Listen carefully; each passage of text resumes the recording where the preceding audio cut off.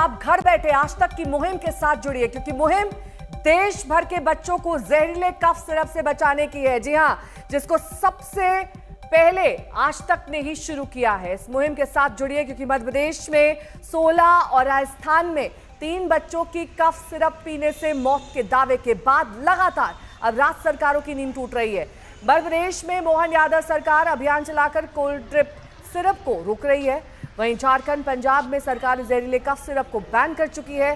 Supreme court में बच्चों की जिंदगी से जुड़ा ये मामला पहुंच चुका है। उत्तर प्रदेश में सरकार ने तेज अभियान शुरू कर दिया है ताकि किसी जगह ये जहरीला कफ सिरप ना मिले।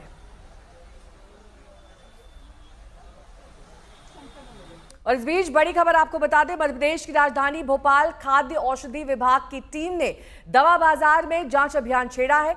इस अभियान की याद तब आई जब छिंदवाड़ा में 14 और बैतूल में 2 बच्चों की जान जहरीले केमिकल से बने कफ सिरप को पीने के बाद चली गई।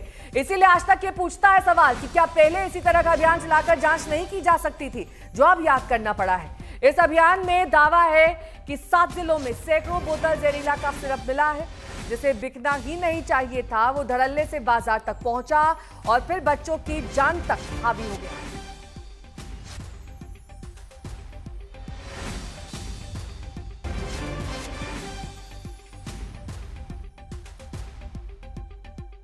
तो मध्य प्रदेश के छिंदवाड़ा में कफ सिरप से बच्चों की मौत मामले में तमिलनाडु सरकार की जांच रिपोर्ट से एक बड़ा खुलासा हुआ है। पता यह चला कि 1 और 2 अक्टूबर को तमिलनाडु की ड्रग कंट्रोल विभाग ने, जी हां, ड्रग कंट्रोल विभाग ने कफ सिरप बनाने वाली कंपनी का इंस्पेक्शन किया था और इस दौरान 350 से ज्यादा खामियां पाई गई, जिन्हें क्रिटिकल और मेजर 2 श्रेणी में रखा गया था। जांच रिपोर्ट के मुताबिक कंपनी में कफ सिरप गंदगी से बनाई जा रहा था। सबसे बड़ी बात यह कि जांच के दौरान कफ सिरप में प्रोपिलीन ग्लाइकोल और डायएथेनॉल ग्लाइकोल पाया गया। प्रोपिलीन ग्लाइकोल का इस्तेमाल ब्यूटी प्रोडक्ट में सीमित मात्रा में होता है, हालांकि ज्यादा मात्रा में इस्तेमाल इसे जहरीला कर देता है। आष्टा के पास तमिलनाडु सरकार की 26 पन्नों की रिपोर्ट मौजूद है।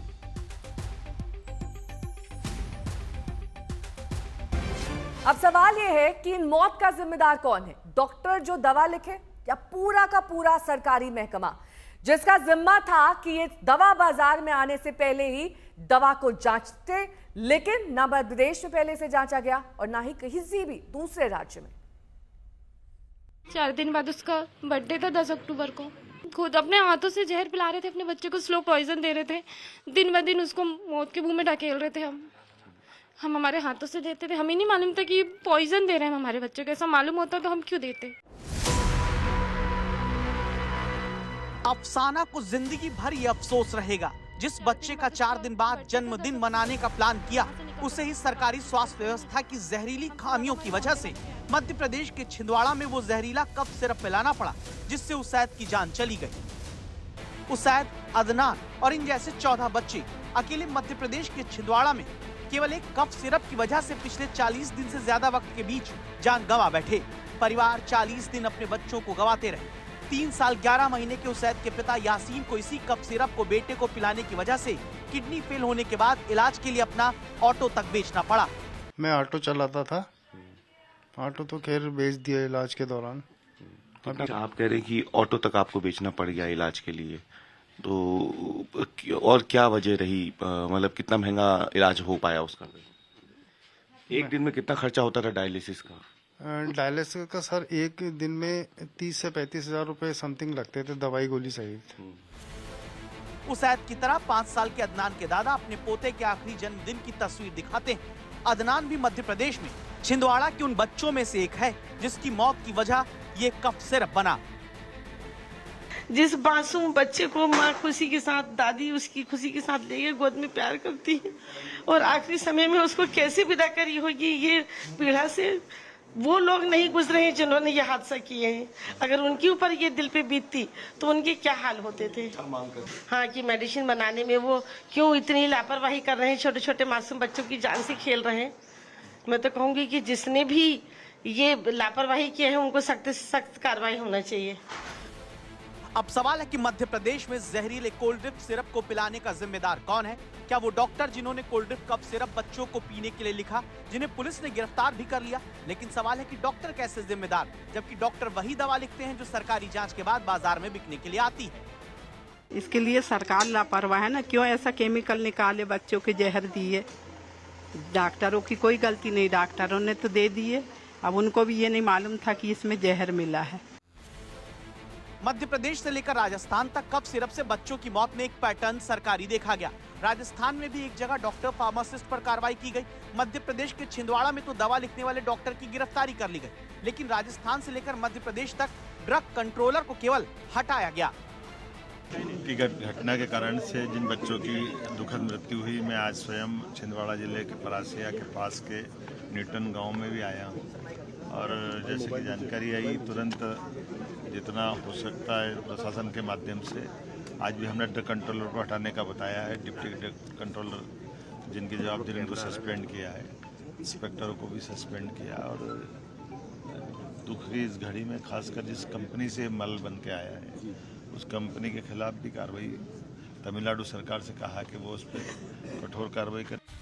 ये सब सुनकर ये मत सोचे कि सरकार बड़ी तेज कार्रवाई कर रही है, क्योंकि मध्य प्रदेश में जहां भोपाल से छिंदवाड़ा की दूरी 313 किलोमीटर है और इस दूरी को पूरा करने में जहां 6 घंटे केवल लगते हैं, वहां मुख्यमंत्री मोहन यादव को छिंदवाड़ा तक पहुंचने में 33 दिन लग गए।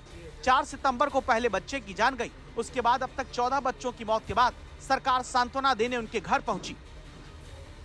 हमने तो यही कहा कि किसी हालत में दवाई फैक्ट्रियों पे प्रॉपर जांच हो और रैंडम हमारे यहाँ के भी अधिकारी जांचें, भले ही किसी कंपनी किसी राज्य से भी आए, लेकिन हमारे अधिकारी भी इसकी चिंता करें, इसलिए हम प्रॉपर निर्देश जारी किए हैं।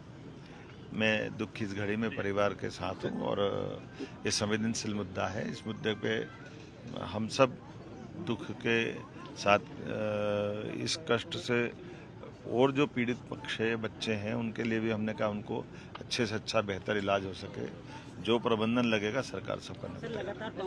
मुख्यमंत्री को छिंदवाड़ा में बच्चों की जान कप सिरप से जाने का कितना दुख था, इसका वीडियो रविवार से चर्चा में है, जब वो दूरबीन से वाइल्ड लाइफ सेंचुरी का आनंद लेते दिखे।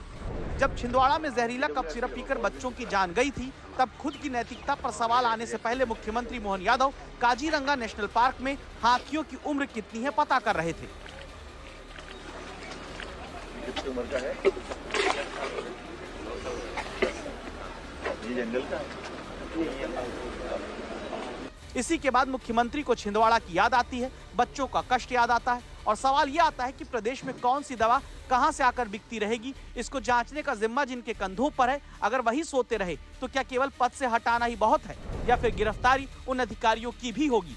रवीश पाल सिंह, छिंदवाड़ा, आज तक।